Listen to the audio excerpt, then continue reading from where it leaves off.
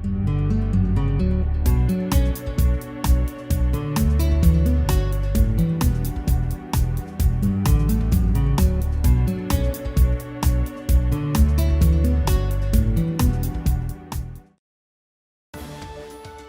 City of Bristol, providing beautiful parks, economic development, and a family-friendly community.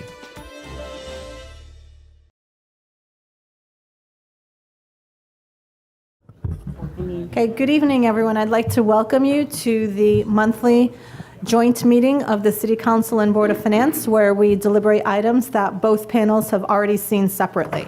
So at this point, I'd like to ask those of you who are able to stand and join us in the Pledge of Allegiance, which flag is to the stage left. I pledge allegiance to the flag of the United States of America and to the republic for which it stands, one nation, under God, indivisible, with liberty and justice for all. Would members of the joint board please introduce themselves, starting on my far right? Peter Kelly, City Council. Marie O'Brien, Board of Finance. Ron Burns, Board of Finance. Greg Hahn, City Council. Mary Fortier, City Council. Dave Perleski, City Council. Dave Mills, City Council. Cheryl Tebow, Board of Finance. Scott Rosado, City Council. Orlando Kelfi, Board of Finance. And I'm Mayor Ellen Zappo-Sasu. I'll turn the calling of our agenda over to Town and City Clerk Therese Pack. Approval of the minutes of the regular joint meeting on April 9th, 2019. Second. Discussion on the motion? Hearing none, all in favor? Aye. Opposed? Motion carries. And item 2 is the consent calendar, and there are 14 items. Do any members of the council or Board of Finance have any items from the consent calendar, A through N, that they would like to pull off for further discussion? Hearing none, is there a motion to approve? All in favor? Aye. Opposed? Motion carries. Item 3, to transfer $8,240 within the police department's operating budget. Discussion on the motion? Hearing none, all in favor? Aye. Opposed? Motion carries. And item 4 is the monthly revenue and expense report of the controller. Good evening, everyone. Just a couple of things to update you on. We're getting towards the end of the fiscal year. You do have the report through April. Our tax revenue collections are coming in strong, and again, as I've said before, our supplemental motor vehicle tax is at $2 million right now, which is approximately $0.9 million more than we had anticipated. So that revenue, we did look at that when we were looking at the next year's budget and increase that a little bit, because that has been coming in a lot higher over the last few years. So that's good news. The other thing, just to point out, investment earnings, again, we're at $1.08 million on that. We budgeted $508,000. We did anticipate next year's budget to increase that a little bit, though I think interest rates right now are stabilizing a little bit. So we didn't go as aggressive as what we've collected so far this year.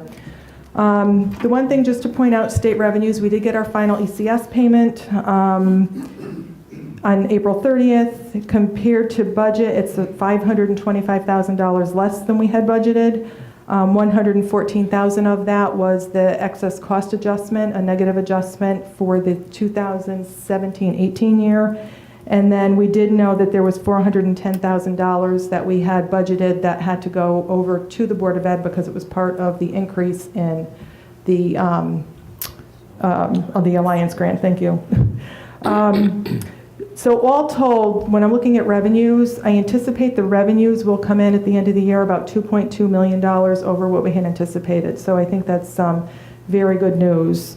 On the expenditure side for the city, there's nothing right now that's a problem.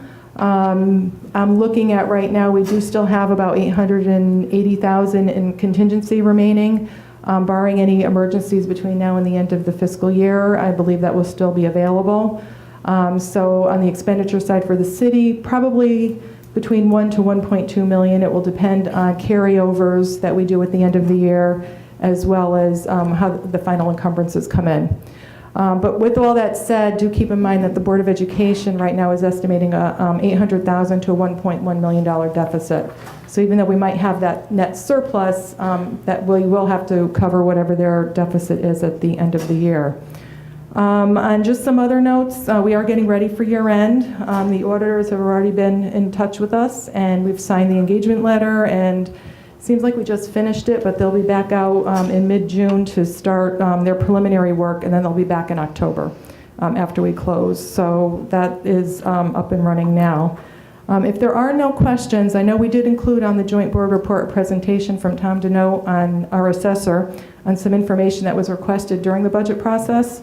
So if anybody has any questions on the revenue and expenditure report, if not, I'll turn it over to him. Nothing? Okay. Thank you.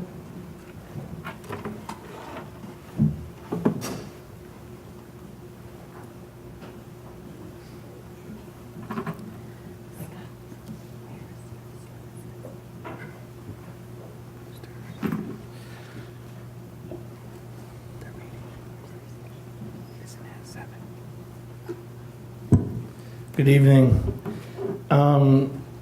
In your packet that was sent out to you by email, you had already received this report. There's two reports that you're receiving tonight.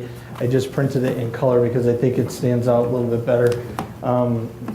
Representation that you could see the positives and the negatives. Just to, I guess, reassert the question, in the last 5 years, can we see the grand list growth by the following categories? That's on the first page that you're looking at.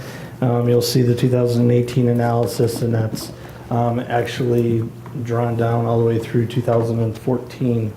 And it'll show you the three categories: real estate, personal property, and motor vehicle.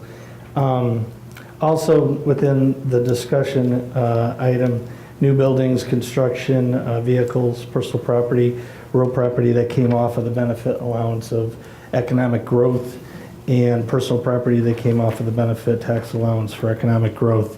That's the second report. That's towards the middle/back.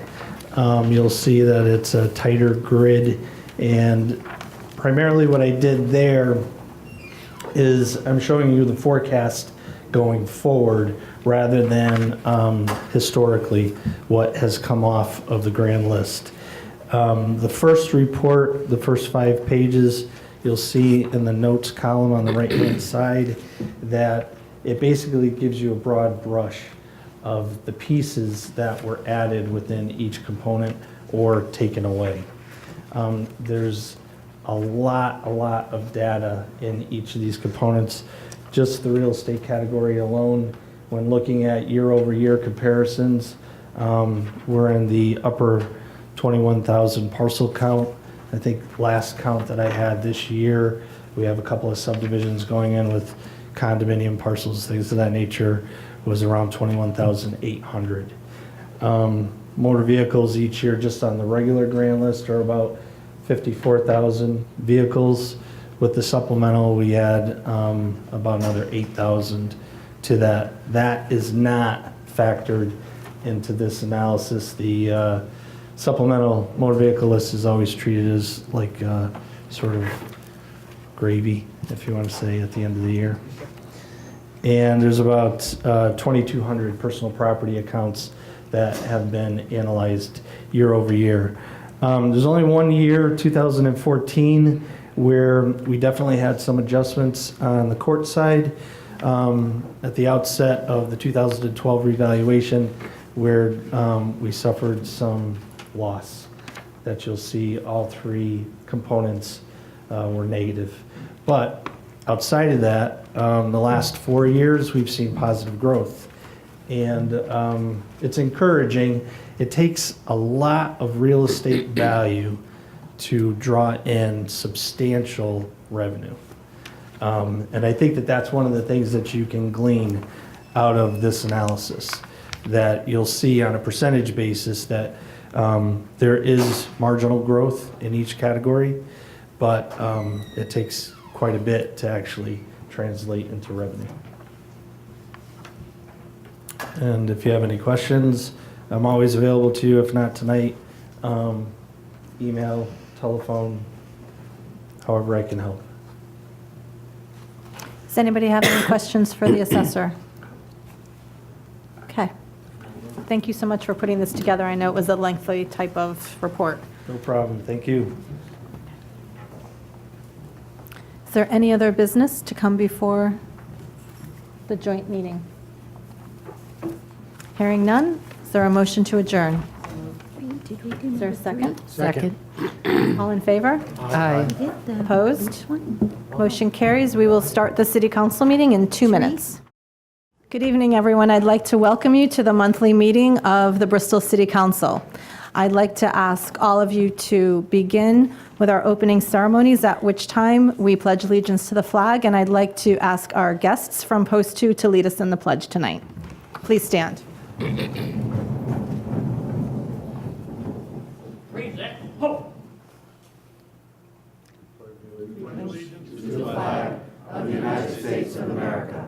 And to the republic for which it stands, one nation, under God, indivisible, with liberty and justice for all. Thank you. Now I'd like to ask the members of the City Council to introduce themselves, starting on my far left. Scott Rosato. Dave Mills, District 3. Dave Perleski, District 2. Mary Fortier, District 3. Greg Hahn, District 1. Peter Kelly, District 2. And I'm Mayor Ellen Zappo-Sassu. For tonight's moment of reflection, I'd like to call everyone's attention to the fact that it is National Law Enforcement Appreciation Week. During this week, the U.S. pays tribute to the local, state, and federal law enforcement officers who serve and protect. In addition, we honor those who have lost their lives in the line of duty. And right now, I'd like to ask for our moment of reflection tonight to be for the 4 Bristol police officers who were killed in action. They are Officer James McNamee, Officer James Burns, Officer Ernest Schilke, and I don't know the 4th name. Oh, okay. 3.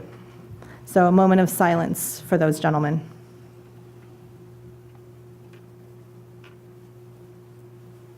Thank you. Tonight, we have 2 presentations that we'd like to make, and the first is to our local Post 2 American Legion, which is celebrating its 100th anniversary. So I'd like to ask the members of the Legion to come forward, anybody who would like to be part of the presentation. And I'd also like to ask Councilman Rosato, who is our liaison to the Veterans Council, to come forward.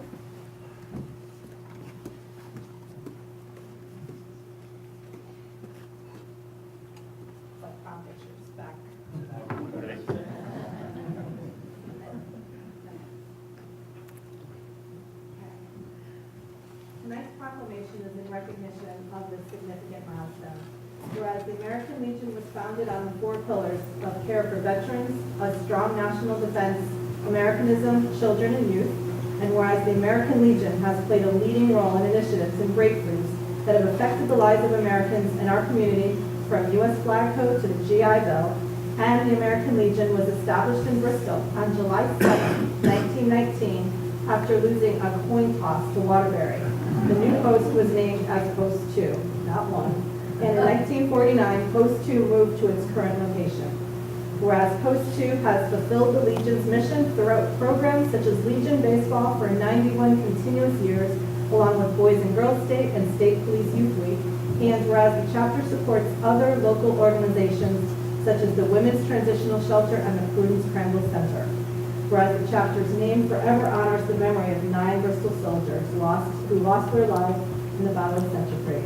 Now therefore, I, Ellen Zappo-Sassu, and the entire City Council do hereby commend and honor American Legion Post 2 on this, their 100th anniversary, for their steadfast dedication to our country and our veterans, past and present.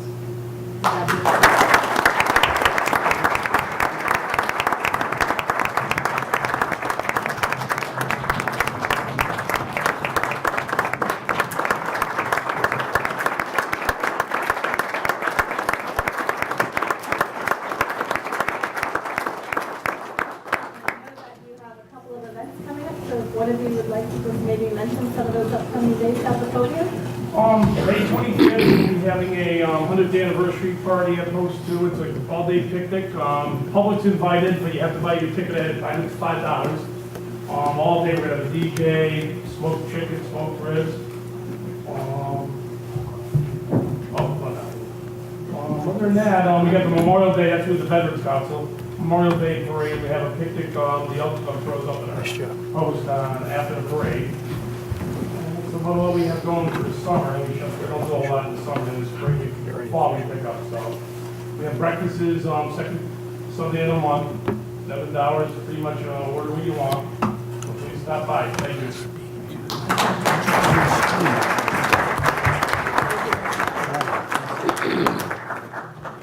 Thank you, gentlemen.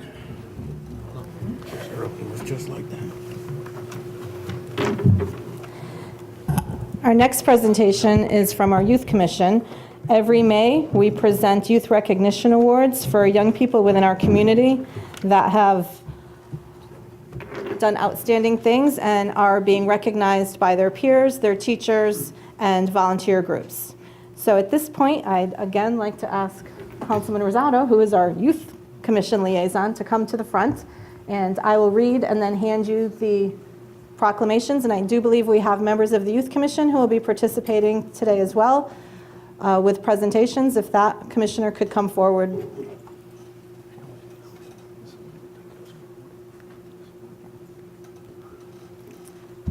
Okay.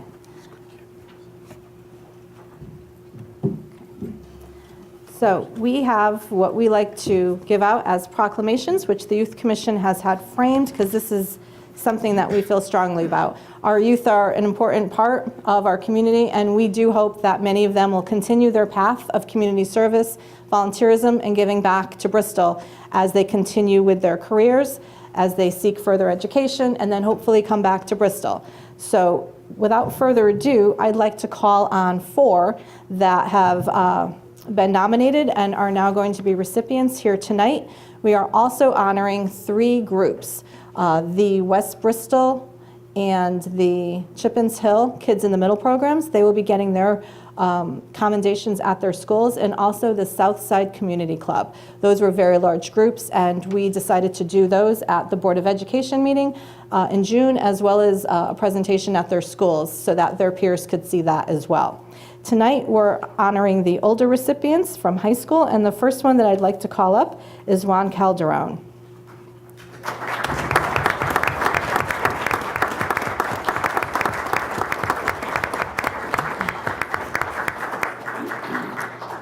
The second one to join us in the front is Ashlyn Jefferson.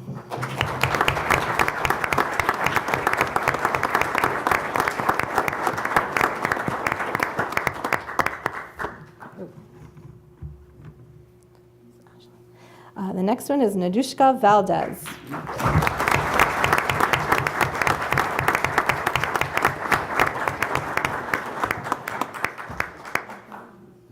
That's Juan. Nadushka. And finally, Julia Nelson.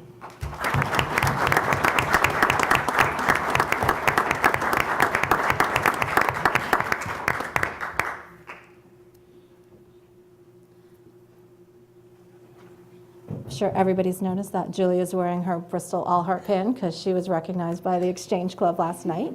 Nice job, Julia. Okay.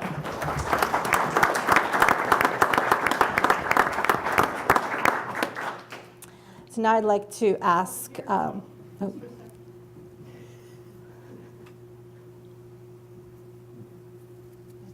Okay, everyone's going to stay here.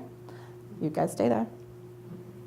And now I'll turn the program over to Officer Godowell, who's going to hopefully tell us a little bit about who we're recognizing tonight. Yes, so the criteria for them was they needed to volunteer and perform service in 2 of the following areas: school, nonprofit, and the community. At the elementary level, they needed 25 to 50 hours, middle school needed 50 to 75, and high school needed 75 to 100. They're getting backpacks after this, and inside those backpacks are carabiners, and those resemble linking up for a better community. Okay, so first I'm going to start with Juan. All right, Juan balances his leadership positions, volunteerism, academics, and his love of music. In the past year, Juan has logged over 158 volunteer hours. He is an active member of the Best for Bristol Coalition and has been a Best for Bristol youth leader for 2 years. Through his work with the coalition, Juan has helped organize substance abuse prevention, educational events, created a public service message that played at gas stations throughout Bristol, and volunteered at health fairs to educate the community in substance abuse prevention. Bristol's Drug-Free Community Coalition recognizes Juan's contribution to community as having paved the way for other Bristol youth to courageously take a stance on youth substance abuse. Juan is also an appointed member of the Bristol Youth Commission. As a youth commissioner, Juan is tireless in advocating for students' needs, resources, and giving a voice to the concerns of young people in the community. Juan, as a student at Bristol Eastern High School, is a very active member of both the band and chorus. Through his high school, Juan offers his time as a peer educator. As a peer educator, he provides accurate information on health and social issues to fellow students, as well as making referrals. He is amiable, reliable, responsible, and welcoming to all. He brings passion and spirit to all his undertakings while inspiring those around him to pursue their goals with the same good-natured fervor. Juan plans on attending college at Keene State next fall and is undecided at this time of what he wants to study.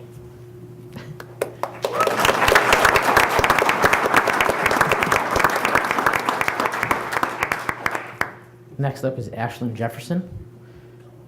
Ashlyn is a Bristol Eastern High School student, a member of the National Honor Society, and a natural educator.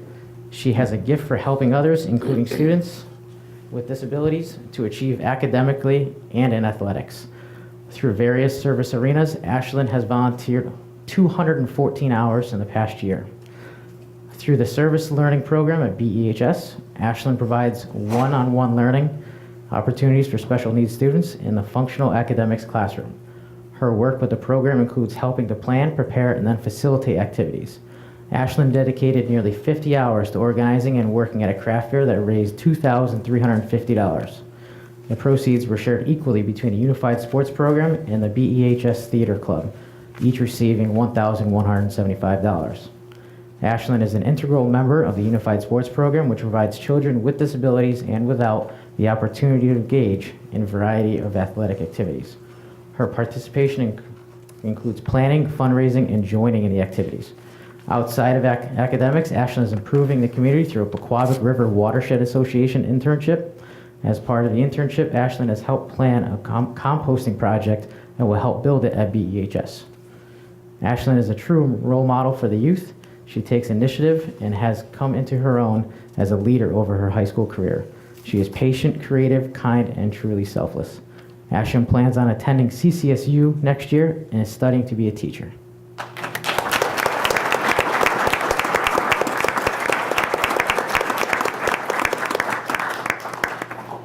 Next up is Najushka Valdez, as we're going to call her Nana from now on. Nana is a multi-talented young woman who is an exceptional example for others wherever she goes. Nana shows maturity and a drive that is impressive as it is rare. In the past year, Nana has performed over 97 hours of volunteer service. Nana is a Keystone Club member, volunteers for the Bristol Housing Authority, and is an active volunteer at both Bristol Boys and Girls Club locations. Sharing her time between the Cambridge Park and West Street locations, Nana volunteers at least 2 hours per day, Monday through Friday. Through her volunteerism, she shares her love of drawing, singing, and all types of athletics with others. In addition to her weekly schedule, she is an indispensable part of special events throughout the year. In the past year, Nana has given her time and support to Dudes Night Out, Glam Night, the Roberto Clemente Baseball League, holiday events, Bristol Boys and Girls Club Youth Recognition Dinner, Mommy and Son Dance, Daddy and Daughter Dance, and Family Day. Nana's compassion and ability to find the good in all situations is deeply admired by the children and families she helps.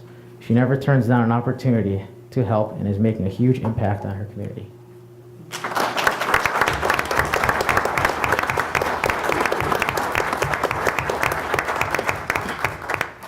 And last one, Julia Nelson. Julia's volunteerism is a true tour de force and is an inspiration. Julie is the president of the Bristol Central High School Rotary Interact Club. She hosts homeless families through a program with her church, the United Church of Christ. Julia is a National Honor Society member, donates her time to the Bristol Senior Center, amongst many other organizations. In the past year, Julia has completed over 78 hours of volunteer service. Through her volunteer work, Julia has helped to organize and participate in the BCHS Male Beauty Pageant, Children's Holiday Over the Hill, the escort of the Bristol Health Fair, Valentine's cards for seniors at the Pines, the Charity Fitness Challenge, the Barnes Nature Center cleanup, and housing and feeding homeless families. The Mr. BCHS pageant, which Julie is the main organizer of, raised almost $6,000 benefiting the Boys and Girls Club, the CT Leukemia and Lymphoma Society, and the Make-A-Wish Foundation. Her efforts in the Charity Fitness Challenge contributed to roughly $7,000 being given to the Bristol Special Olympics. Every bunny counts, and for goodness sake. Julia also participates in the Family Promise program with the United Church of Christ. For multiple weeks throughout the year, Julia makes dinner for, helps with childcare, and shows support to homeless families that she and her family take into their home. It has been said that Julia gives 100% effort with her care, understanding, time, and talents. Julia will continue her passion for education next year at the University of Virginia and will continue to donate her time to her new community.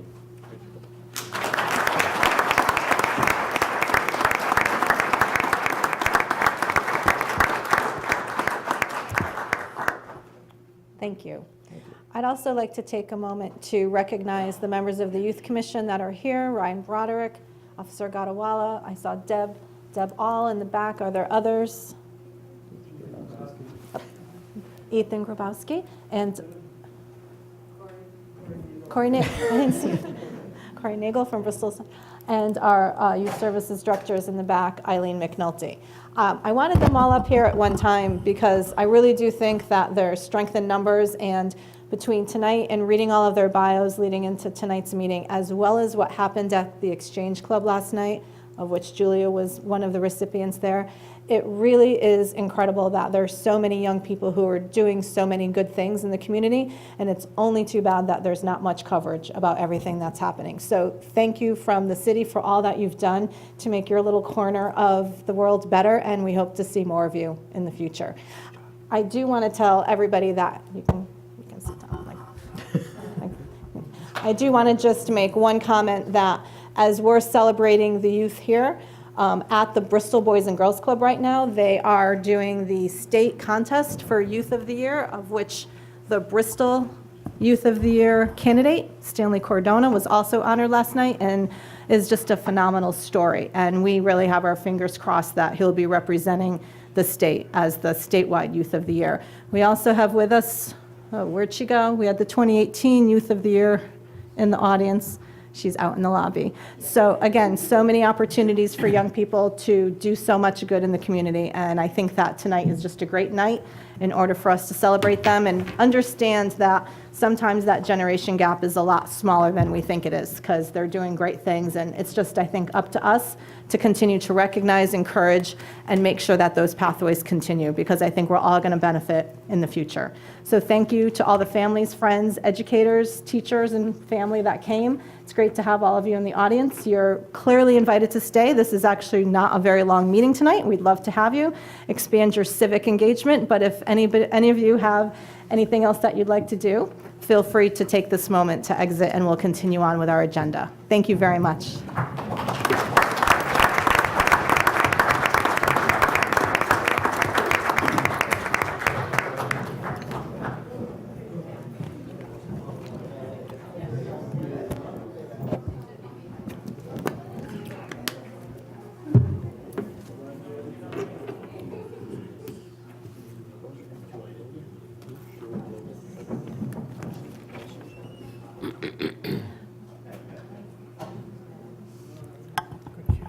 Yeah, last night was incredible. People were on fire.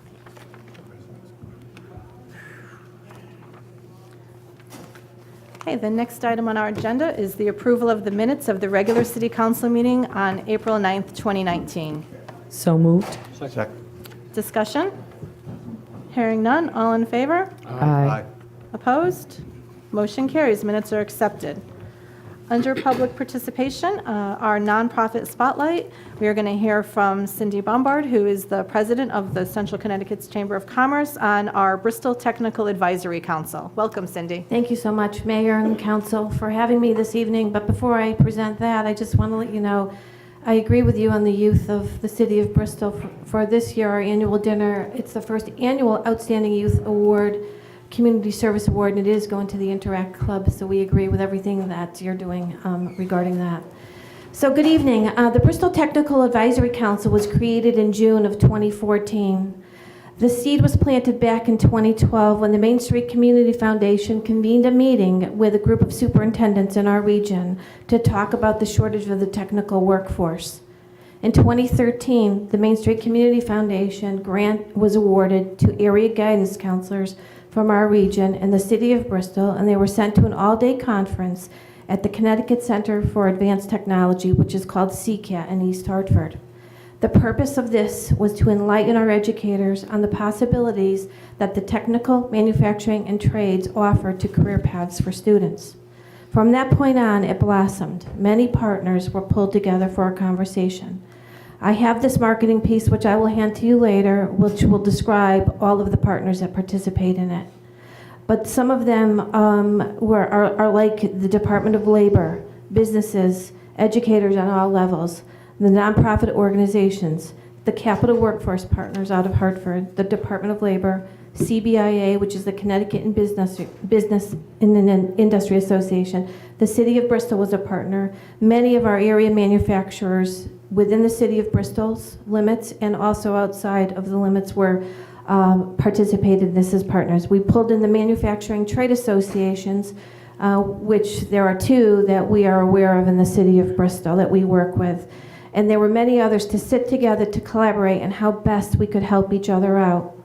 The accomplishments are a long list and will continue to evolve. The following is just a sample of what has been created in the City of Bristol for our students and our educators. There's programs at the Bristol Adult Ed that were funded through private and public partnerships. Students were able to get their GEDs while learning basic manufacturing at Rowley Spring, which helped to fill the pipeline to area manufacturers, but also to change the lives of those that lived in our community. Additional manufacturing programs are now running at the adult education program, manufacturing for women only, and other types of manufacturing, basic manufacturing program that helps those that need a job and those manufacturers that need the workforce. These are all great technical programs that have been created at our high school. Tunxus Community College has now started a manufacturing roundtable where they pulled in area business leaders to sit around a table to talk about the need that is required by them to help their workforce for the productivity and to get their jobs done. So coming along with that, Tunxus has just announced an advanced manufacturing program that will be opened up at the main campus in Farmington. And they will be taking students into that program beginning this January of 2019. Additional programs are being created with public-private partnership dollars, which will include area manufacturers and a part of one of the associations that was established here in 1954 in Bristol, New England Spring and Metal Stamping Association. They are doing a co-partner up at the Bristol Technical School System. These not only are helping the employers, they are changing the lives of students. They are participating by bringing machinery up there, they're bringing technology up there, and they're bringing individuals from the trained workforce here to help students to understand what is needed in the workforce today. Great career opportunities for our students.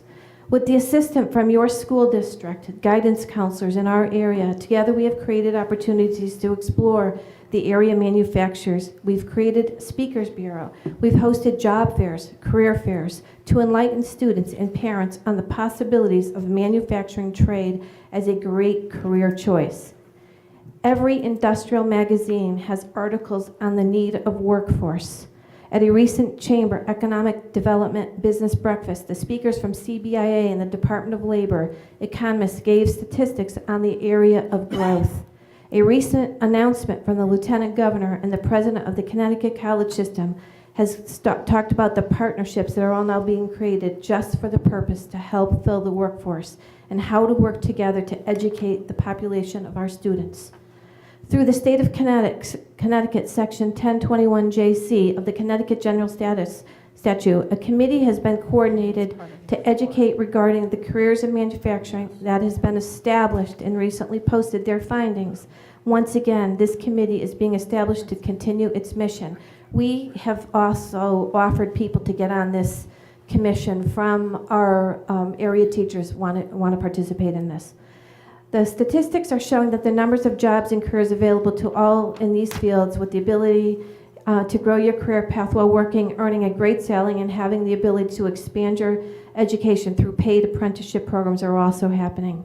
The one thing that we have been mentioning repeatedly is how do we get parents engaged and aware of the many opportunities that these careers offer to their children. And this is why I've come before you, because we know you get into many households, and this is very helpful. Therefore, that's why we are here today, just to talk about that reason. We also have learned around the table at the Bristol Technical Advisory Council that there is energy and excitement on having an open dialogue on these career choices. The Tech Advisory Council probably has well over 30 individuals now on that, from manufacturers, construction, and many educators. It's a great partnership. Once was thought as a dark and endless career has changed over time to the excitement of what can lie ahead for not only each of us here today, but for the workforce and for the students that will be paving the way into the future area of technology, the trades, and manufacturing. There is a phrase that we all have heard and we've all used, no student left behind. That is each of our goals as we sit here together tonight. Thank you, and I always am available for questions, but I will leave these with you, and you can pass them out, and then there's some for anybody in the audience. Thank you so much for having me. Thank you. Cindy.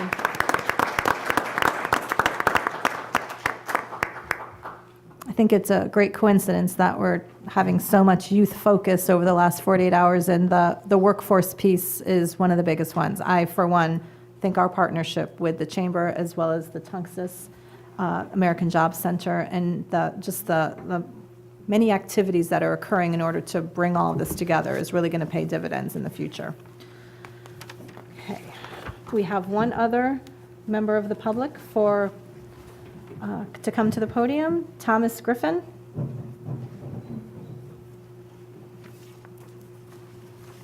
Welcome. Thank you. My name is Thomas Griffin. I've lived in Bristol 6 years, and just recently my wife and I purchased a home here, so we're going to be more permanent around here, and kind of gave me the impetus to get more involved, and that's why I'm standing here right now. And I wanted to propose an idea that would essentially connect Bristol to the very exciting Rails to Trails project that's going on. It's going to be, for anyone that's unfamiliar, a bike trail that will run all the way from New Haven up to Northampton, Massachusetts. Mm-hmm. And it's actually going to run right through our neighboring towns of Plainville and Southington. And I think it's a great opportunity for Bristol to take advantage of some of the natural, physical, natural resources that we have, including the Pequabic River, to connect Bristol to this bicycle trail would increase bicycle traffic through our city, possibly provide an alternative for some people commuting from neighboring towns like Plainville, Southington, to choose an alternative to motor vehicle traffic. I also understand this could be something that would cross over between parks and public works, things of that nature, and I'm by no means an expert on the machinations of any of those things. But I know there's a project already in place to create bicycle path along Memorial Boulevard and possibly even to, or hopefully to connect that all the way down to Rockwell Park and the Muzzy Field area. So we could potentially continue that path utilizing the pedestrian overpass that's just east of Pine Street to get those cyclists safely, or walkers, whoever it may be, safely over 72 to avoid some of the traffic issues that might arise there. And I think it would just be a great way for our town to better utilize the Pequabic River, and the fact that it could be somewhere that would be a lot more of a centrally located and desired place to go for people. It would provide an opportunity to bring more eyes to the very scenic areas of our town. And I think it would be a great way to connect us to this bigger project that's going on right in our neighboring towns and provide an opportunity for us to stimulate economic growth by increasing property values that were along the bike path and things of that nature. So I'm entirely unsure what the next steps would be from here. I did meet with Sarah in the Parks and Rec Department prior to this meeting today to get a little bit better idea of what might go into this idea. But I just wanted to bring it to a public forum and see if we can't make it happen, you know, on a long-term horizon, and add some nice pedestrian walkways, pathways to our town, and kind of an elongated park that connects us to some of our neighbors. Thank you. So just a couple quick comments. Sure. So there's some good news and there's some challenges. I figured that. The good news is we did receive what's called a state connectivity grant, and so that's going to be the foundation of some of these conversations that we've been having. And you're right, it crosses Public Works, it crosses Police, it crosses the Parks Department. And so it's going to start at Memorial Boulevard, and our goal is to get up through Rockwell Park, and that actually follows the Pequabic River. So that's one piece of it. We're working with some of the DOT projects that are being proposed in that same area and how that overlay is going to look to try to create additional bike paths. One of the challenges is that all of our rail lines are actually active industrial use. So there's not a lot of opportunities, at least right now, in order to pair with what communities are doing in a more traditional sense with abandoned rail lines. So some of those pieces have been discussed for a long time. This new grant is really kind of the impetus for us really pulling a lot of that together. So I would suggest that because we have an existing project that we're already on, that an motion is not something that we need right now, but what we can do is we can add you to the communication list as we continue to parcel those pieces together. And if there's any interest, when you see a meeting that might fit your schedule, you'd be welcome to attend and give your input. Absolutely. Sounds great. Okay. Thank you very much for your time. If you could, at some point, just email me or get us your phone number too, because in an email address, or did you give those to Sarah? Does she have them? She has that info, but Okay. I'll try to pass it along. She said there was a website you can kind of submit your information and, Yes. and be involved in that kind of communication, so I'll be sure to do that. Okay, thank you so much Thanks for so coming much, tonight. everybody. Thank you. We'll go back to Therese. Is there anyone who is in the audience that maybe didn't see the sign-up sheet or has now chosen to think about something they'd like to say? If there is, you're welcome to come to the podium. Okay, seeing none, we're going to move on to, we've moved to the format of putting all of our announcements on the board, but I will ask for the indulgence of the council. Is there anybody who has additional announcements they'd like to bring forward? Starting on my left, any announcements? No. Okay. Your Honor, I just have one thing. A couple months ago, the Scouts, Troop 425, came to a meeting of the Energy Commission. And as we know, the Scouts provide building blocks for the leaders of tomorrow. And there was a young man who reached out to me through acquaintances from Troop 425, and he wanted to come to more meetings and find out more about city government. And he's working toward his badge for community citizenship. And Aaron Ramos, could you please stand for a moment, please? This is Aaron. Aaron is very interested in providing his skills for community service. So, Your Honor, I'd like to suggest that I'll reach out to Josh Medeiros and see if Josh would have a need for somebody with an attention to community service, and have him come work for him in the Parks and Rec Department. So, Aaron, thank you very much for your offer. I really appreciate it.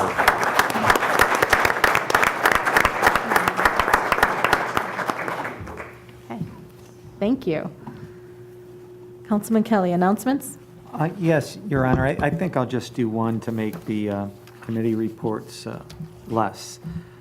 It's One Night, One Purpose, which for the first time is kindergarten parent orientation for the parents. And the date is May 29th, 2019, 6 to 7 o'clock, and the location is at the particular child's home school. And we also ask that there's still time to register your child for kindergarten or verify the school your child is going to attend. So please contact the Board of Education, Central Registration at 860-584-7033. Thank you. Thank you. Moving on, we have many items on the consent calendar. So they begin on the first page, 5A, and continue through S. I need to pull off item O. Is there any other items on the consent calendar that committee council members would like to pull off? No. Okay, then I'd like to entertain a motion to approve the consent calendar as presented, 5A through S, with the exception of O. So moved. Second. Any discussion? Hearing none, all in favor? Aye. Opposed? Motion carries. In reference to item O, it currently reads to adopt the senior property tax relief report. What in fact we have to do tonight is to accept and place on file the senior property tax relief report. We received the draft last month. That is the proper motion. We then need to absorb it, and then with the new grand list going into effect for October 1st, we will have that conversation as part of next year's budget so that it will hook in with that sequence. So that is the reason why I pulled it off, because it's appropriate to have accept and place on file instead of adopt, which gives the connotation that we're done with the process and are adopting and endorsing the report, which I think most of us need to spend some more time with. So if somebody would be so kind as to make the motion to accept and place on file the senior property tax relief report, that would be appropriate. So moved. Second. Any discussion? Hearing none, all in favor? Aye. Opposed? Motion carries. Thank you. Moving on to item 6, which is reports and committee reports. We're going to start with the ordinance committee. Thank you, Your Honor. As a brief introduction, last winter, the city received a complaint from a commercial landlord on Route 6 about some activities regarding a massage parlor that was thoroughly investigated by the police, our building code enforcement departments.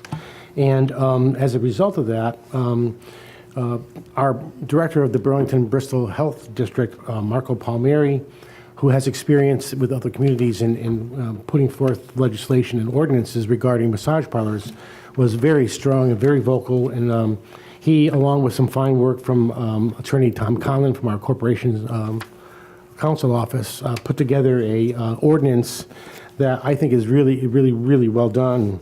The ordinance is really intended to protect and preserve public health, safety, and wellness by establishing licensing, applications, and renewal procedures, and adopting standards and regulations for the practice of massage application. And with that, Your Honor, I have a motion that I hereby move that Chapter 13, Licenses and Miscellaneous Business Regulations of the Code of Ordinances for the City of Bristol, Connecticut, is hereby amended to include Article 7, Massage Establishments, as presented.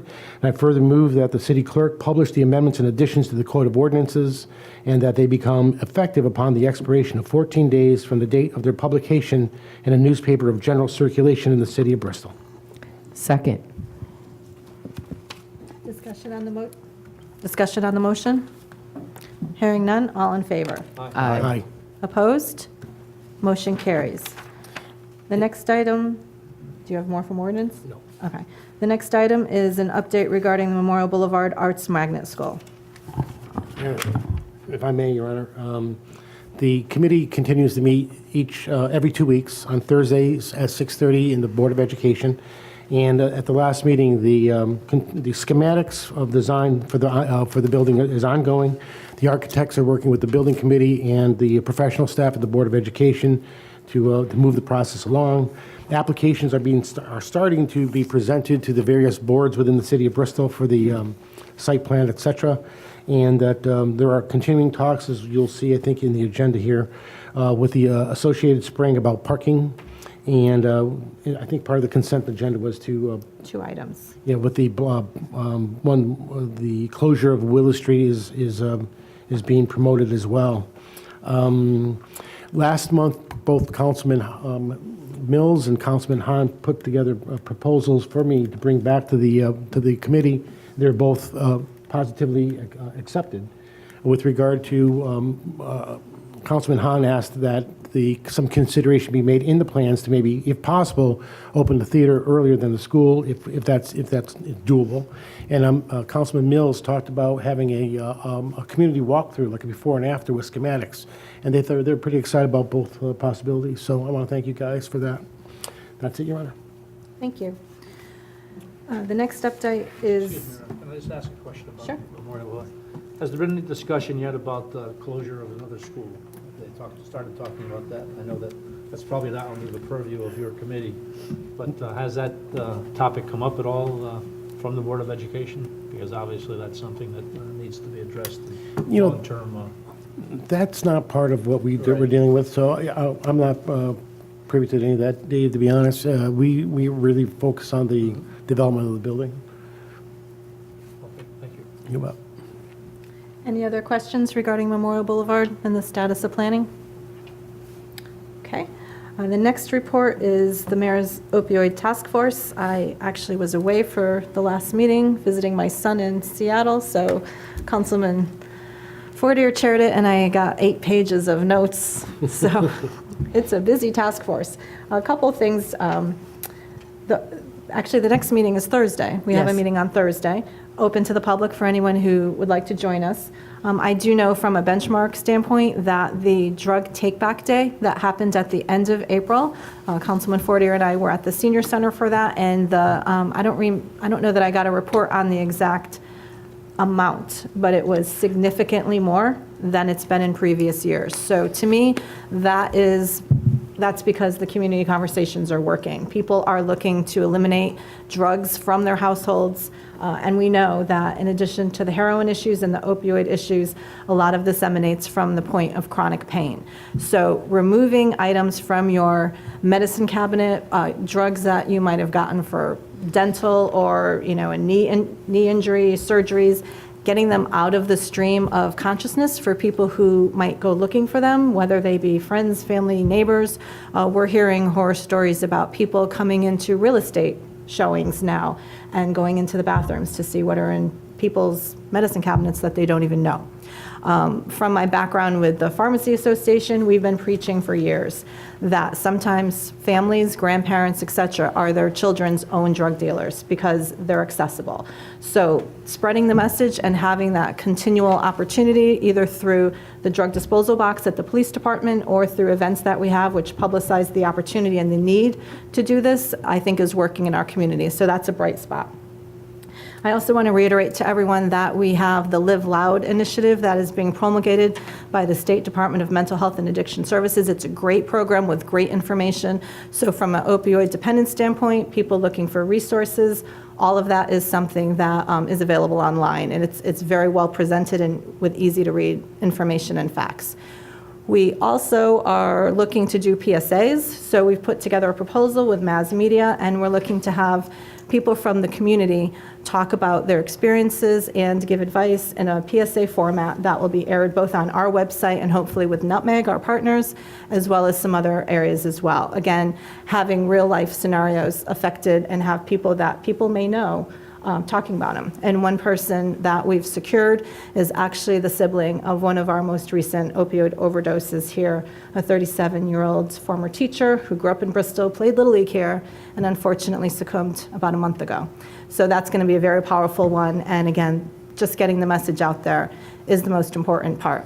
So to end that, with this being National Prevention Week, I did want to just make a quick mention of one of the components of prevention and addiction that is often the one that's not discussed, and that's mental health. And my family recently had an experience that was a very difficult one because I think it was one that, because of the perceptions in the community and all of the difficult conversations that often don't happen, this poor woman was actually very much persecuted in terms of her illness, and that's what it is. It's an illness. Bipolar disease, schizophrenia, all of that is a disease of the brain. It may not be a knee injury, it may not be a back injury, a broken arm, but it is an illness. And the fact that there was such a media outcry, as well as the fact that instead of being in a behavioral health unit right now, she is at a prison, absolutely is abhorrent to me. And I've met with people at the court, we've met with Bristol Hospital, and there's going to be future meetings next week because we as a community need to have that community conversation, just like we're having about opioids, just like we're having about vaping, about everything else that's occurring. We need to have that community conversation about mental health so that as we're driving down the street and we see that chronically homeless person or someone who appears to be impacted by some other issue, that instead of just averting your eyes, maybe all of us have more of an understanding of what's happening with that person and what the resources are in our community.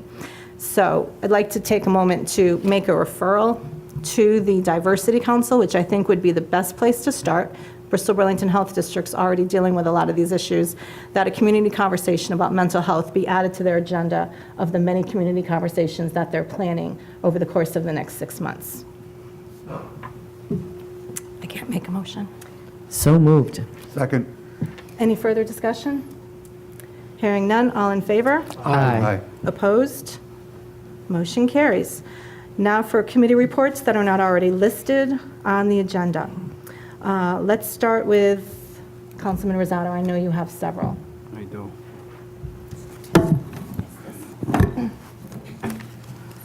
Thank you. Some of these will be just a few announcements. And this is from the Commission on Aging. On June 23rd, the Commission on Aging will be hosting a summer concert in conjunction with an art show at the Bristol Senior Center from 3 to 6 p.m. Local food vendors will be there on site and everyone is welcome. The Bristol Veterans Council on May 26th, 2019, Team Bristol will be sponsoring a veterans concert on the Memorial Boulevard.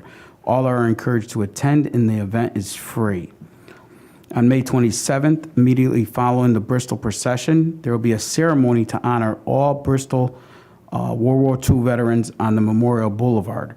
The honorees will be receiving their Bristol All Heart Award.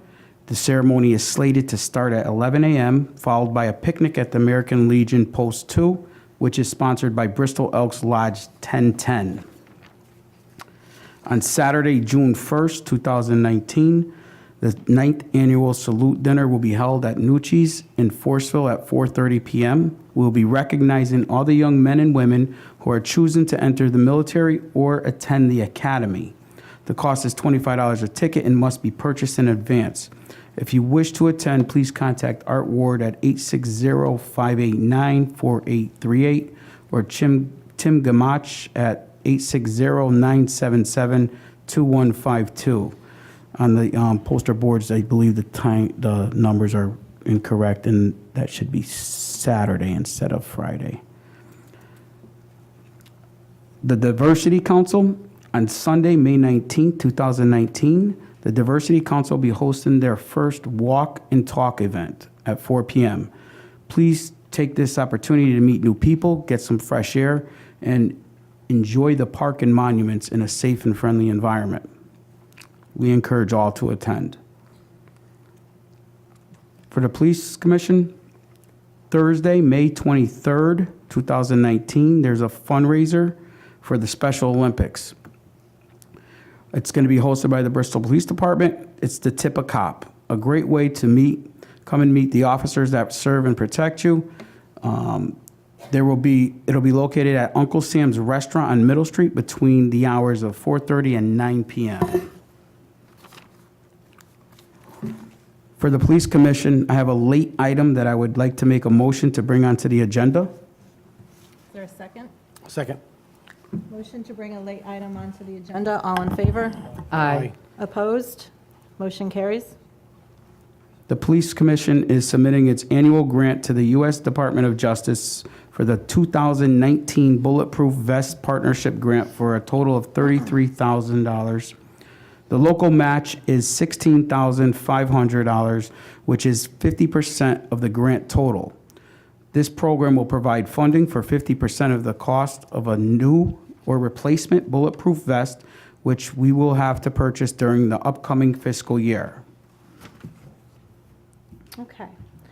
Is there that'll be in the form of a motion. Is there a second for the Bulletproof Vest grant application for 2019? Second. Discussion on the motion? I believe this is a resolution, so we'll start with a roll call vote with Councilman Rosado. Yes. Yes. Yes. Yes. Yes. Yes. Chair votes yes. The resolution's approved. Any other items? All set. Okay, thank you. Thank you. Councilman Mills. I do have one motion from the Real Estate Committee. I hereby move to grant to Forestville American Legion Post 209 the use of the Loretti property on May 26th with a rain date of May 27th for the staging area for the Memorial Day Parade. I further move that the matter be referred to Corporation Counsel's Office for Insurance Compliance. Yeah. It's okay? Oh, that's all right.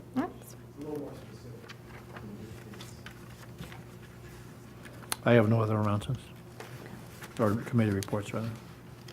Any other committee reports from you? Councilman Proleski? Yes, please. We have a couple more from real estate. And Councilman Hahn has a couple as well for real estate. I hereby move to rescind the offer made by Nicholas DeManuel in the amount of $65,238 for the purchase of 64 Lawndale Avenue and to return his deposit. I further move to accept the offer made by L. Khan Properties in the amount of $41,000 for the purchase of 64 Lawndale Avenue. I further move that this matter be referred to Corporation Counsel to prepare and/or review any necessary documents. I further move that the mayor or acting mayor be authorized to execute any necessary documents to effectuate the same. Second. Discussion on the motion? Hearing none, all in favor? Aye. Opposed? Motion carries. And another, Your Honor, I hereby move to authorize the Corporation Counsel's Office to send a notice of termination to the Family Center, Inc. for their lease at 296 Riverside Avenue within 180-day provision to vacate. I further move that the mayor or acting mayor be authorized to execute any necessary documents to effectuate the same. Second. Discussion on the motion? Yes, Your Honor. I can't recuse myself from the vote because I'm on the board. Councilman Rosado? Yes. Okay, so we will have two recusals due to the membership of the Board of Directors on the Boys and Girls Club from Councilman Rosado and Councilman Mills. All in favor of the motion? Aye. Aye. Chair votes aye. Two recusals for the record. Thank you. Anything else? Thank you, no. All right, we'll continue and just jump over to Councilman Hahn for the continuation of the real estate report. I'm going to sneeze and Very good. cough at the same time. I have a motion. I hereby move to endorse the discontinuance of a portion of Willis Street from Memorial Boulevard to South Street, subject to retaining easements for all public utilities. I further move that the matter be referred to Corporate Counsel's Office for Insurance Compliance. I further move that the mayor or acting mayor be authorized to execute any necessary documents to effectuate the same. Is there a second? Second. Discussion on the motion? Hearing none, all in favor? Aye. Opposed? Motion carries. Your Honor, I have one more. I hereby move to authorize the mayor to sign a license agreement with Federal Realty Investment Trust, a Maryland real estate investment trust, owners of Bristol Plaza, allowing the city to install a bus shelter adjacent to Hepburn Road.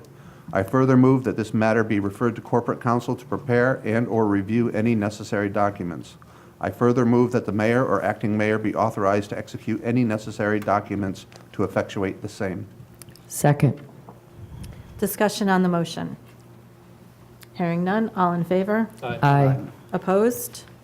Motion carries. Okay, coming back to Councilman Fortier, do you have any other committee reports? I just have one this month, Your Honor, from the Disability Commission, and I am a liaison to the Disability Commission, and I haven't spoken about them in a long time, and I realized I should probably update somewhat. The Disability Commission will be seeking nominations for local employers who actively employ disabled persons for recognition. In October, that is National Employ the Disabled Month, and we try to recognize employers locally that do that. You may have seen a news article recently about the sidewalks along Divinity Street. That's a project that our Public Works Department, together with our BDA, using their CDBG funds, have started the project to redo some sidewalks along Divinity Street. I wanted to make it known that it was a citizen who travels by motorized wheelchair along Divinity Street that had brought that to the attention of the Disability Commission, and we're very happy to see that coming to fruition. The fact that BDA and Public Works responded. And also, the Disability Commission often has nonprofit groups come and do presentations to our group. We have quite an audience at our meetings. A group of disabled folks come regularly to our meetings, and so we do have a lot of presenters. And something else we're trying to do over the summer is update our website with links to all those service organizations and nonprofits that touch the lives of disabled folks and provide services in our area. So we're hoping by the fall that we're going to have a very enhanced webpage on the city's website. Thanks. Thank you. Councilman Hahn. Yes, Your Honor. I'd like to mention a couple things in the City Arts and Culture Commission. First of all, they were involved in a couple events. The duck race, for those that did go to the duck race, even though it was a little wet out, they worked with the organizers to provide the mural, the interactive mural for pictures, and also the band that everybody was raving about that was walking up and down the street. So they worked with them. Also, they're working with the senior centers and the Commission on Aging to help fund their two concerts this summer at the senior center, outdoor concerts, so they can bring their families and have a nice family day on Sunday afternoons. And the final thing is Arts and Culture Commission is working with the Bristol Library to bring a writer from The Simpsons. Bristol's own Mike Reese is coming to Bristol, as you've probably heard. This poster here has been making its rounds in Bristol so people can be aware that it's going on. But he's coming to Bristol Library on May 23rd at 7 o'clock, and he's going to be talking about writing for The Simpsons over the last 30 years, joke secrets and outright lies from a lifetime of writing for The Simpsons, he says. But he's also going to talk about, he wrote for the recent Academy Awards. He's written screenplays, famous screenplays, and he actually wrote jokes for Pope Francis as well. So we're going to hear lots of stories from Mike. He's going to speak. And then afterwards, there's going to be a time where you can get one of his books. He has a best-selling book that will be on sale, and he'll be sitting there and signing the books for anybody that would like to have his inscribed and his signature. There is no charge for this event, so we'd like to get all of Bristol to come out and celebrate Bristol's own, and we just need you to RSVP to the library. You can call them, or you can go online and register online as well. And if that fails, feel free to contact me and I'll make sure that you get on the list. But again, that's May 23rd at 7 o'clock at Bristol Library. I hope to see everybody there. Thank you. Thank you. Councilman Kelly. Thank you, Your Honor. This is a committee report which involves the Public Works and the Board of Education.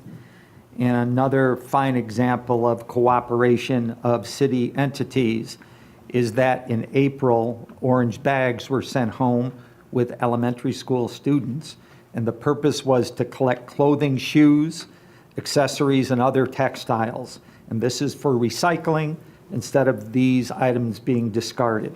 And the company Simply Recycling, Public Works, and the Board of Education teamed up to start this pilot program. And in 1 month, Hold it up. Thank you. and in 1 month, they collected over 6,800 pounds of textiles. And right now, there's also another pilot program that for every ton collected, $20 is contributed to that elementary school. And once this program is successful, this is going to branch out to middle, then high school. And I'd like to acknowledge Mountain View fifth graders, John Horan and his students at Bristol Central, as well as Edgewood and Stafford School fifth graders who they're in the midst of, and I believe some of these videos are already up, talking about the merits of recycling, etc. So it's nice to see that that collaboration continues between city entities. And just a brief commercial, there are orange bags on either side of the room. If anybody doesn't have school-aged children and you'd like to clean out a closet, you can take one of those orange bags, you put it next to your recycling barrel on the day of your normal recycling pickup, and Simply Recycling will take the bag from the curb and will credit Bristol for that. Thank you. School readiness. The school readiness proposal review team rated and scored potential proposals in submitting a request for almost $2.9 million. And this is to the Office of Early Childhood, which, by the way, is a state entity. It's a state agency, rather. And this covers, this $2.9 million covers 392 subsidized preschool spaces in Bristol, as well as the salary of the school readiness grant manager. And they're also going to be submitting an additional $18,700 approximately for quality enhancement funding to assist the children's department at the library, the family resource centers at the schools, and parent and child centers at Bristol Hospital. Now, Councilman Rosado is going to speak of the walk on the boulevard, but you stole my thunder there, but that's okay. Well, then you can remind everybody, law enforcement torch run is June 6th. Very good. But I also wanted to touch on the Community Conversation 2, which is going to be held at Bristol Eastern, and that's on May 30th, which is a Thursday. The time is 6 to 8, but if you're hungry, get there early because pizza is served at 5:30. And the mayor was at the initial community conversation, as was I. A few other people, I believe you were there as well, were you not? She's not responding. Anyways, please take note of that. And that is all I have. Thank you. Okay. I wonder if the council would indulge for a moment a motion to reconsider an action that was taken just prior. Under parliamentary procedure rules, anyone who has voted in favor of the motion would be able to make the motion to reconsider. Attorney Steig, do you want to explain? Intriguing. One of the motions from the real estate was the discontinuance of Willow Street. There is a word in there that says endorse, and I've just been advised that it makes it look like it might have been that we voted on that, and that's subject to the hearings and assessment. So it really should say, it should be modified to say, I hereby move to recommend, and obviously it's subject to the hearings and assessment committee. So we're not discontinuing it tonight, we're just recommending it. Is that fine? I just want to make sure. Okay, so that's where are clear, we? 'cause I Consent just don't want to- calendar, item L? No, there's a write-in. Oh, real estate. On one of the four. It Does was somebody B. still have the motion? I have the motion in front of me, and I will make the motion to reconsider. Correct. Is there a second? Any discussion on reconsidering the motion? Hearing none, all in favor? Aye. Opposed? Motion carries. Is there a new motion to come before us? The word to substitute for endorse would be? Recommend. Recommend. I make a motion, Your Honor. I hereby move to recommend the discontinuation of a portion of Willis Street from Memorial Boulevard to South Street, subject to retaining easements for all public utilities. I further move that the matter be referred to the Corporation Counsel's Office for insurance compliance. I further move that the mayor or acting mayor be authorized to execute any necessary documents to effectuate the same. Is there a second? Second. All in favor? Aye. Opposed? Motion carries. Thank you. Are there any other reports or committee business to come before the council? Hearing none, we're going to move on to item 7, which is unfinished business. The first item is the renaming of Negro Hill Brook. We discussed this last month, and the recommendation from the town of Burlington and the city of Bristol was to go with Pigeon Hill Brook, which referenced the geographic characteristics of the area. This is the open space parcel that is behind the Barnes Nature Center on Shrub Road. And as we were going through the open space grant application and saw that this brook was still as named, both communities decided that it was also time to suggest a change. So last month, we endorsed a letter to go to the Geographic Land Use Board of the federal government recommending the Pigeon Hill name.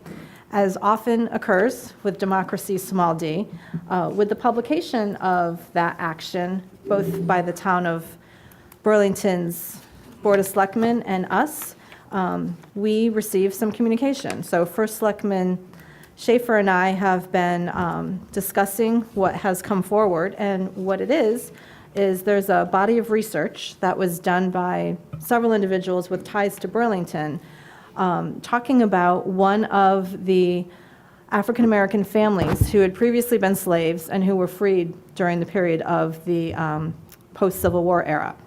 Their name was Amos Freeman, and so they brought forward a bunch of reference facts, and they felt strongly that that would be a better name. Pigeon Hill, while not as offensive as the original name, did not aptly describe, they believe, what actually happened in this area. And they thought that going with Freeman's was a better choice that didn't actually obscure the history of the area or the original name. So I'd like to have the council consider tonight that we, with the town of Burlington, and I just actually received a text message from First Selectman Schaefer that they did vote in favor tonight, change and amend the letter that we sent and ask that they now consider that instead of Pigeon Hill, that we recommend that the name change be Freeman's Hill. So there is a little excerpt that I just wanted to read, and this is from Rashida Williams, and the person who also did some of the research as part of the CCSU Department of Anthropology is Thomas Rubino. But this I thought was an interesting paragraph. When digging into the life and history of Amos Freeman, it's pretty clear that his life was not ornamented with accolades, but the point is he existed. He lived and conducted business in the town of Bristol and surrounding towns. He bought land from and sold land to the members of the community who have streets named after them: Mix, Beckwith, Matthews, Boardman, Peck. If Amos Freeman had the intellectual wherewithal to conduct such business transactions, can we not grant him the respect by believing that he could change his surname if he was not satisfied with it? The argument that Freeman was given and not wanted is not true. He lived and died with the Freeman name. He gave that name to his wife, Jenny. There were families of other Freemans in Connecticut at that time, many of them related, who lived proudly with and passed down the Freeman name once they were freed as slaves. So that's what's really developed since the last meeting. First Selectman Schaefer met with all of these people at the town hall in Burlington. He vetted it. He checked with their historical society. He checked with CCSU. And we believe that all of the research that has been brought forward is accurate. And so instead of Pigeon Hill, I'd like to ask the council to endorse the name Freeman's Hill for our recommendation to the Land Use and Geographical something board. Do you remember where we sent that letter?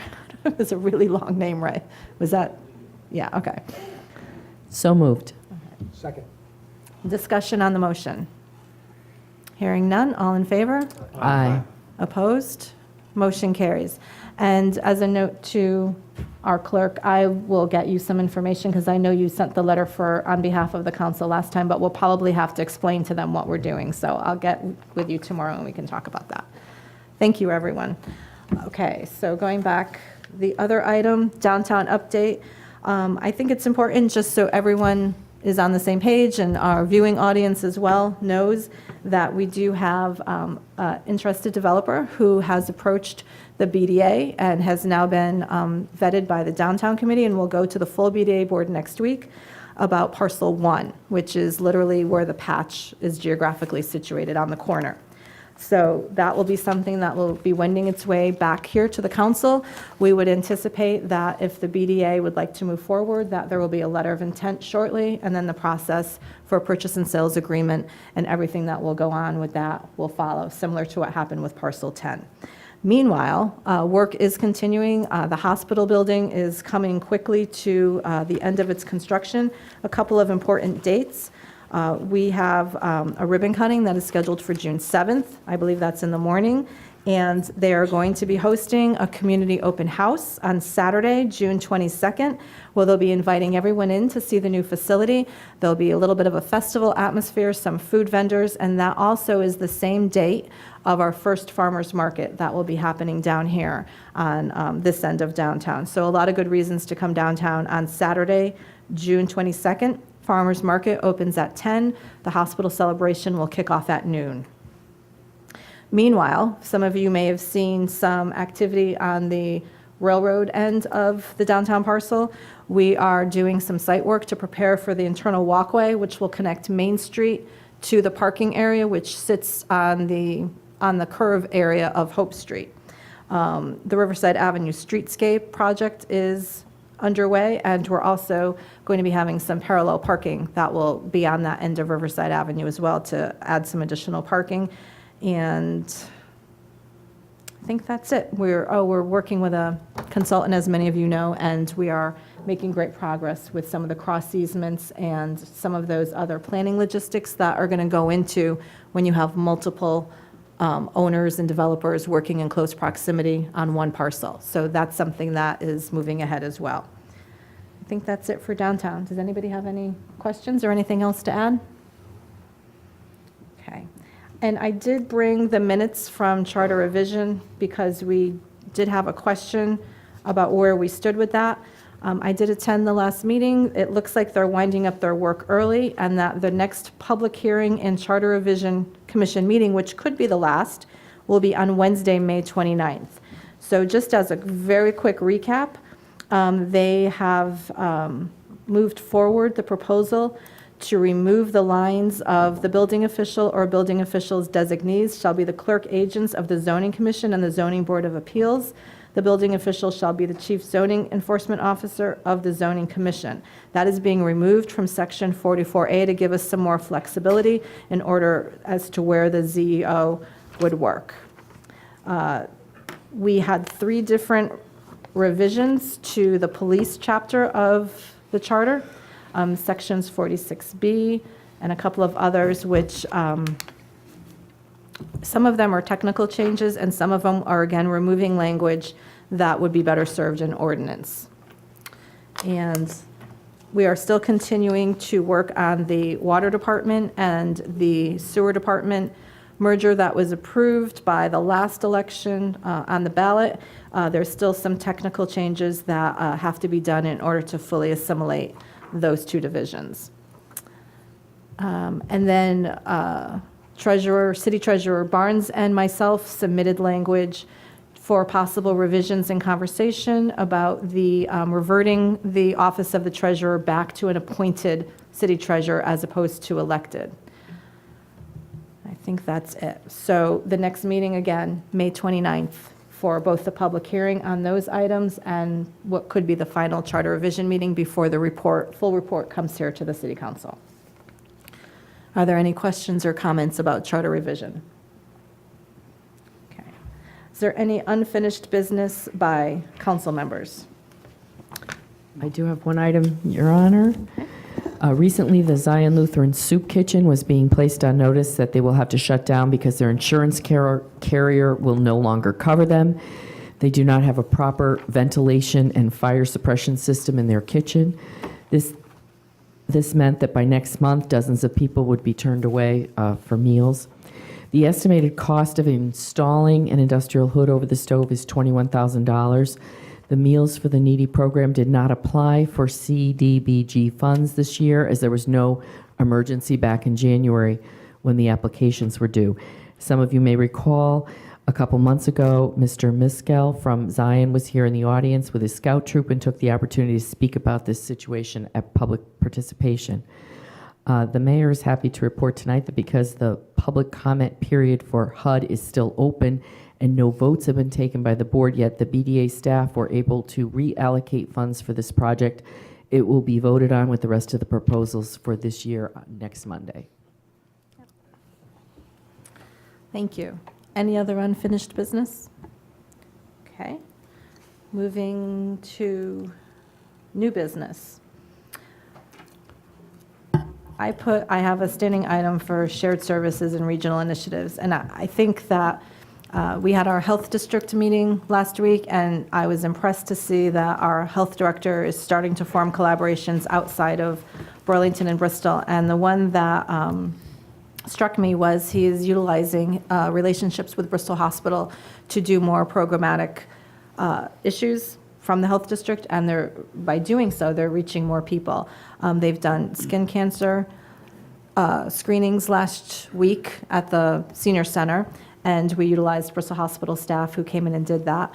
And then, more importantly, he has a larger collaboration, again, using the smoking cessation program that is based out of Bristol Hospital with the Bristol Housing Authority. So many of you are probably aware that those are smoke-free or supposed to be smoke-free facilities, which is usually a very major contentious item at all of our housing authority facilities.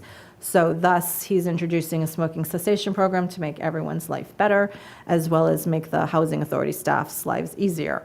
So we're looking forward to that collaboration, and I think it's one that is a very well-founded one, and hopefully it will prove very successful for all involved. So a little shout out to the Bristol Burlington Health District for being creative. Another new business, Bristol Eastern Baseball finally won a game tonight, thank God. Any other new business? One more victory, Mike G I has know, 600. it's So that's exciting. so stressful. Any other new business by committee members? Okay, moving on to resignations. There are no resignations this month. Moving on to appointments, there are just a few. The first one is to reappoint Andrea Adams for a 3-year term to May of 2022 for the City Arts and Culture Commission. Second. I need a motion. Oh, so moved. And a second. Conversation, discussion? Hearing none, all in favor? Aye. Opposed? Motion carries. To reappoint Dennis Siriani, an unexpired term to January of 2022 for the City Energy Commission. So moved. Second. Discussion? Hearing none, all in favor? Aye. Opposed? Motion carries. The next 2 appointments are mayoral appointments and do not require a ratifying vote. They are for the Inland Wetlands Commission, and the first one is to reappoint David Rooks for a 3-year term to May of 2022, and the second one is to reappoint Sebastian Paniato for a 3-year term to May of 2022.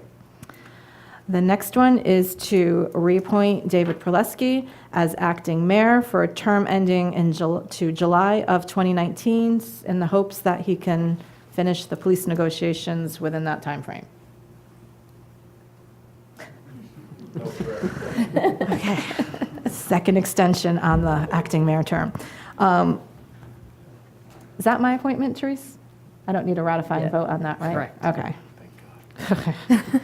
Okay. And then officially, I need to put on the record that I am asking Scott Rosato to serve as the city council liaison to the Veterans Council. So that'll be put in the minutes. And last but not least is our 4-year reappointment term for our water superintendent, Rob Longo, who is here with us tonight. He looks a little nervous because I left him to the end. So this is a 4-year term to May of 2023. So moved. Second. Discussion? Yes, Your Honor. Uh-oh. There was more of him the last time we appointed him, so if he would just stand up, I think he's about 40 pounds lighter than he was the last time he was here, so he's looking slim and 10 pounds a year, that's pretty good. But certainly I would recommend that we approve the nomination. Yes. I mean, it's been great to see the collaborations happening with the water pollution control. Lot of work to be done. A lot has been done and a lot more to do. But at the end of the day, I think that is going to be something that is going to be very beneficial for both divisions as well as all the other entities that interact with it. So far, what I've seen has been very positive. Anything else? So, all in favor? Aye. Opposed? Motion carries unanimously. Congratulations, Rob. That needs to go back to Therese. Okay, so we are not going to be handling item 16, so there is no executive session tonight. So we are going to go through 11 through 15. The first item is an award of a contract to C19-002 Lexington Street Storm Drainage Phase 2 to R.R. Hiltbrand Construction LLC for $378,239, and we are looking for the authorization for the mayor or acting mayor to execute. So moved. Second. Discussion on the motion? Hearing none, all in favor? Aye. Opposed? Motion carries. The next item is item 12, the award of a contract to C19104A roadway reconstruction, drainage, and miscellaneous work to Tobacco and Son Builders for $949,500 and authorization for the mayor or the acting mayor to execute the contract.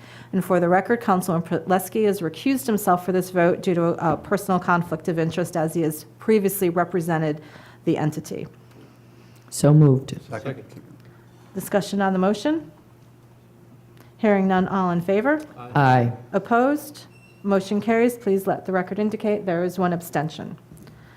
Item 13 is the award of contract 2C19-104B, roadway reconstruction and drainage and miscellaneous work to Martin Lavero Contractor, Inc. for $1,004,990, and looking for a motion to authorize the mayor or acting mayor to execute. So moved. Second. Discussion on the motion? Hearing none, all in favor? Aye. Opposed? Motion carries. Item 14 is the award of contract 2C19-105 drainage improvements at Summer Street to Martin Lavero Contractor for $124,844 and authorization for the mayor or acting mayor to execute. So moved. Second. Discussion on the motion? Hearing none, all in favor? Aye. Opposed? Motion carries. And lastly, item 15, award of contract 2019-108 sidewalk repair program to Martin Lavero Contractor for $126,525 and authorizing the mayor or acting mayor to execute. So moved. Second. Discussion on the motion? Hearing none, all in favor? Aye. Opposed? Motion carries. Item 16 has been struck from the agenda and will not be handled tonight. Item 17, is there any other business to come before the city council? Hearing none, is there a motion to adjourn? Move it. Second. All in favor? Aye. Opposed? Motion carries. Thank you, everyone.